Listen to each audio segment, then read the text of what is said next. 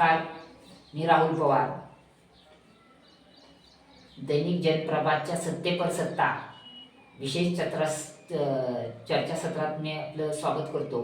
आज आपण लाईव्ह यायचं कारण आहे की सध्या महाराष्ट्र आणि गोव्यामध्ये वन्य प्राणी आणि मानवी संघर्ष दिसून येत आहे आणि या संघर्षावर मध्ये अनेक प्रश्न मनामध्ये निर्माण होतात की हा संघर्ष कुठून चालू झाला, हा संघर्ष कसा चालू झाला.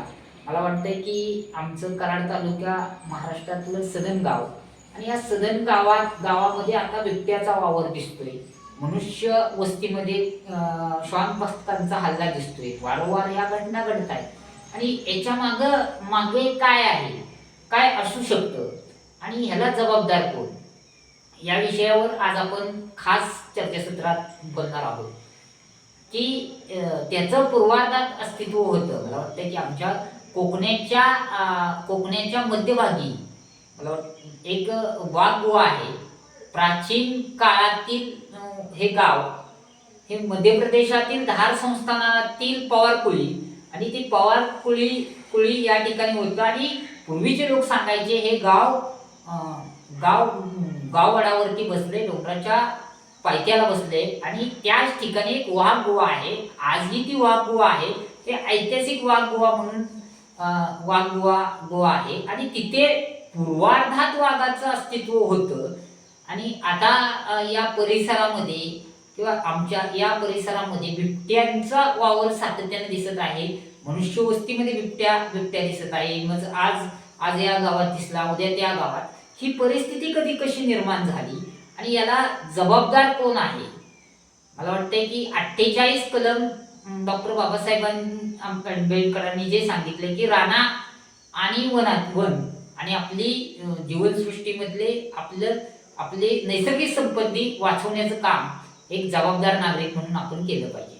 आज आपण एका अशा विषयाकडे आज येतोय की काल परवा गोव्यामध्ये एका वाघाची मरण पावला वाघ अवस्थेत सापडला आणि वाघ सापडल्यानंतर एक चर्चा झाली की गोव्यात वाघ आहेत का.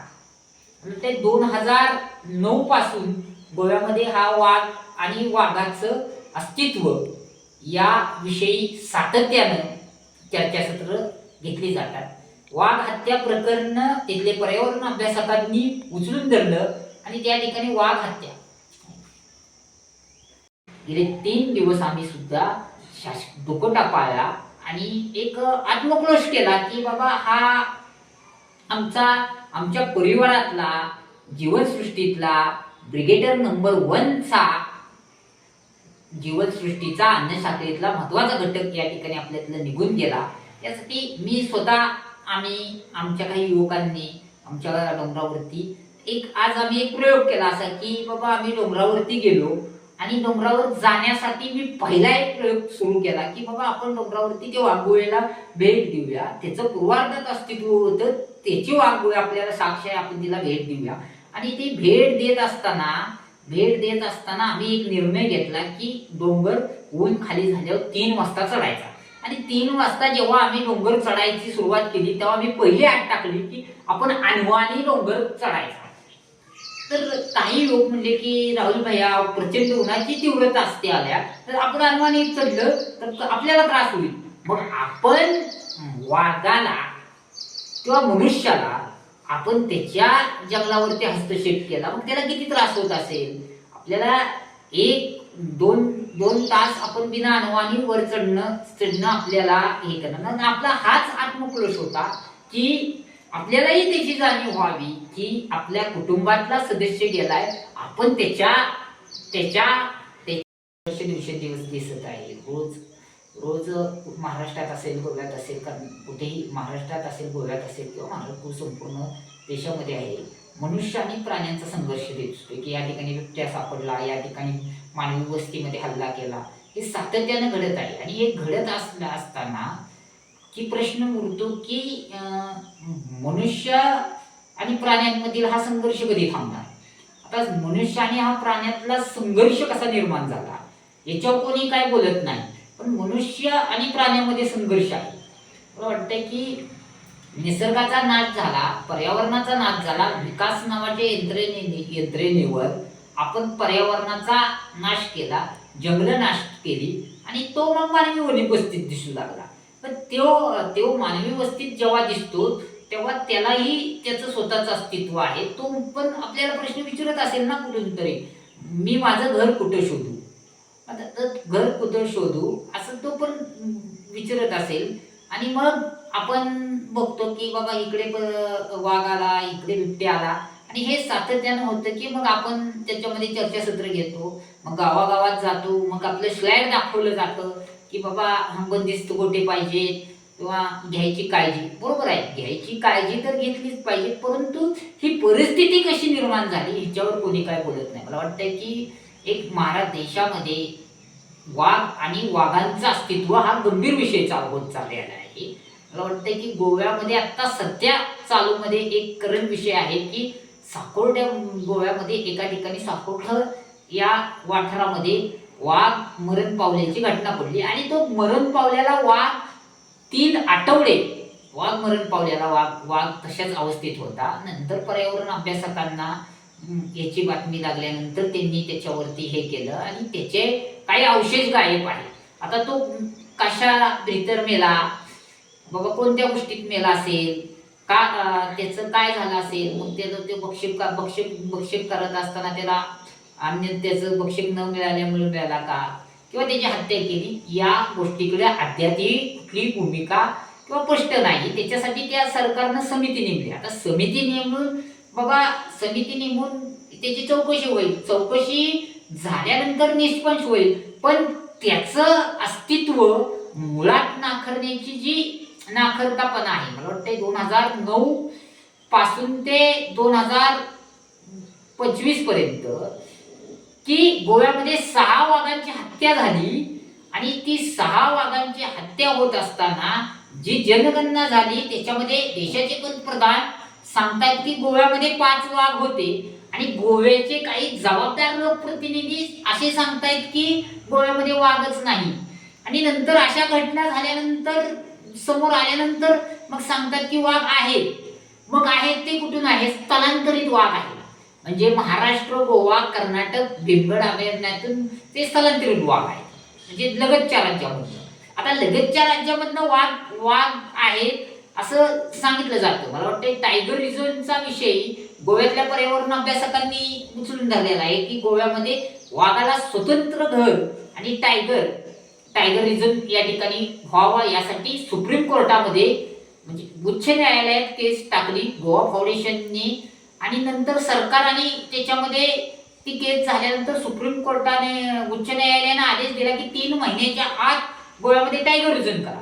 आणि नंतर टायगर रिझर्व करण्यासाठी सरकारने जी भूमिका मांडली त्या भूमिकेमध्ये सरकारनं उच्च न्यायालयात त्याला आव्हान दिलं की मनुष्य वस्तीचं कारण दिलं. गोवा हे छोटं राज्य आहे आणि त्या ठिकाणी वाघ प्रकल्प होऊ शकत नाही, करणं कितपत योग्य आहे यावर चर्चासत्र झाली. आणि नंतर त्या चर्चासत्रामध्ये किंवा त्या प्रक्रियेत अजून एका वाघाची हत्या झाली, म्हणजे मरण पावला. म्हणजे आता ते म्हणतात मरण पावला, हत्या म्हणण्यापेक्षा आपण मरण पावला म्हणून. आणि तो 3 आठवड्यानंतर कळालं की आता त्या वाघाचा पुन्हा एकदा विषय आला की आता मुख्यमंत्र्यांच्याकडे काय आमचे पर्यावरण अभ्यासक आहेत ते मागणी करतायत चौकशीची. पर्यावरण अभ्यासक ती भूमिका मांडतायत. आज 2009 पासून ते आज पर्यंत पर्यावरण प्रेमी तिथले संघर्ष करतायत टायगर रिझर्वसाठी. आणि हा वाघ मेल्यानंतर आपला ब्रिगेडर नंबर 1चा मनुष्य प्राणी मेल्यानंतर आज आपल्याला कुठल्या प्रकारचे लोकप्रतिनिधी गांभीर्यपूर्वक लक्ष देत नाही आणि त्या पद्धतीने सांगतात की वाघ बाबा आमची चौकशी चालू आहे, अमुक आहे तमुक आहे. आज मी महाराष्ट्रातून जरी आम्ही असेल तरी पर्यावरण प्रेमी एक जबाबदार नागरिक म्हणून आमची विनंती आहे कुठल्याही सरकारला की बाबा आपण एकटेच मनुष्य एकटेच ह्या पृथ्वी तलावर नाही, प्रत्येक जीवनसृष्टीचा प्रत्येक जण या आपल्या जीवनसृष्टीमध्ये आहे. आणि ही अन्नसाखळी जर चालली तरच आपण जगेन. अन्नसाखळीतला प्रत्येक घटक जर कमी झाला तर आपण ही मनुष्याचं पण जीणं मुश्किल होईल. आणि या गोष्टीकडे लक्ष दिलं पाहिजे. आपण कोरोनासारख्या महासंकटानंतर काही शिकून घेत नाही. आज या गोष्टीसाठी आपण सातत्यानं अभ्यास केला पाहिजे की या ठिकाणी 2009 पासूनची जी वाघाची जी कमी, देशाच्या वाघाची संख्या कमी आहे आणि तिथले गोव्याच्या पर्यावरण प्रेमींचं खरंच आभार मानलं पाहिजे की त्यांनी हा प्रकरण तरी उचलून धरलं.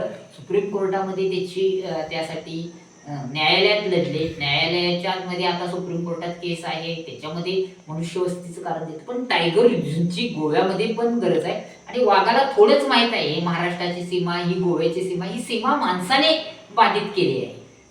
म्हणजे आपण माणसाने या सीमा बाधित केलेली आहे की बाबा ही महाराष्ट्राची सीमा, ही गोव्याची. भौगोलिकदृष्ट्या आपण सीमा आखून घेतल्या, परंतु आज वनक्षेत्रावर प्रचंड मोठा हस्तक्षेप झाल्यामुळे मनुष्य आणि प्राण्यामधला हा संघर्ष या ठिकाणी दिसून येत आहे.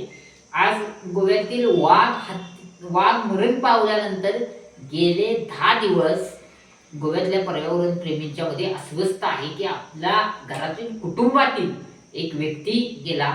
आज आम्ही एक प्राणीप्रेमी म्हणून, एक पर्यावरण प्रेमी म्हणून आणि एक जबाबदार नागरिक म्हणून गेले 3 दिवस आम्ही सुद्धा दुकोटा पाळला आणि एक आत्मक्रोश केला की बाबा हा आमच्या परिवारातला, जीवनसृष्टीतला ब्रिगेडर नंबर 1 चा, जीवनसृष्टीचा अन्नशाखेतला महत्वाचा घटक या ठिकाणी आपल्यातलं निघून गेला. यासाठी मी स्वतः, आमच्या काही युवकांनी आमच्या डोंगरावरती आज आम्ही एक प्रयोग केला असा की बाबा आम्ही डोंगरावरती गेलो आणि डोंगरावर जाण्यासाठी मी पहिला एक प्रयोग सुरू केला की बाबा आपण डोंगरावरती ते वाघोळीला भेट देऊया. त्याचं पूर्वार्धात अस्तित्व होतं, त्याची वाघोळी आपल्याला साक्ष आहे, आपण तिला भेट देऊया. आणि ती भेट देत असताना आम्ही एक निर्णय घेतला की डोंगर ऊन खाली झाल्यावर 3 वाजता चढायचा. आणि 3 वाजता जेव्हा आम्ही डोंगर चढायची सुरुवात केली तेव्हा आम्ही पहिली आठ टाकली की आपण अनवाणी डोंगर चढायचा. तर काही लोक म्हणले की राहुल भैया प्रचंड उन्हाची तीव्रता असते आल्या तर आपण अनवाणी चढलं तर आपल्याला त्रास होईल. मग आपण वाघाला किंवा मनुष्याला आपण त्याच्या जंगलावरती हस्तक्षेप केला, मग त्याला किती त्रास होत असेल. आपल्याला 1-2 तास आपण बिना अनवाणी वर चढणं आपल्याला हे करणं. आपला हाच आत्मक्रोश होता की आपल्यालाही त्याची जाणीव व्हावी की आपल्या कुटुंबातला सदस्य गेलाय, आपण त्याच्या कार्यक्षेत्रात आपण हस्तक्षेप केलाय आणि त्यामुळे त्याच्या कार्यक्षेत्रावर आपला हस्तक्षेप झाल्यामुळे तो मनुष्य वस्तीत देतील. आपण या जिथून पुढे गांभीर्यपूर्वक लक्ष दिलं पाहिजे. अशा घटना होत असतील तर आपण जबाबदार नागरिक म्हणून आपण वनाची आणि पर्यावरणाची कुठेतरी राखण केलं पाहिजे. 48 कलम सांगते की आपण जबाबदार नागरिकांनी राणा वाचवण्याचं, पर्यावरण आणि आपली जीवनसृष्टीतल्या आपला निसर्ग वाचवला पाहिजे. आपण आपली भौगोलिक परिस्थिती वाचवली पाहिजे आणि हे वाचवण्याचं प्रत्येक युवकाचं, प्रत्येक नागरिकाचं काम आहे आणि ते आपण केलं पाहिजे. आज या निमित्तानं मी आपल्याला एवढंच सांगतो की गोव्यामध्ये जो संघर्ष चालू आहे टायगर रिझर्वसाठी आणि वाघाच्या अस्तित्वासाठी, आम्ही त्यांच्यासोबत आहोत आणि आमची एक समिती नेमून नुसता त्याच्यामध्ये इन्व्हिटेशन करू नका, तर आमच्या ब्रिगेडर नंबर 1 आणि वाघाला स्वतःच असं घर द्या, एवढीच या निमित्तानं मी विनंती करतो. आणि इथून राजेंद्र केरकर सर असतील, जे विवेकानंद पर्यावरण फोर्सचे मेंबर असतील, आम्ही हा संघर्ष पुढे आम्ही चालू ठेवू.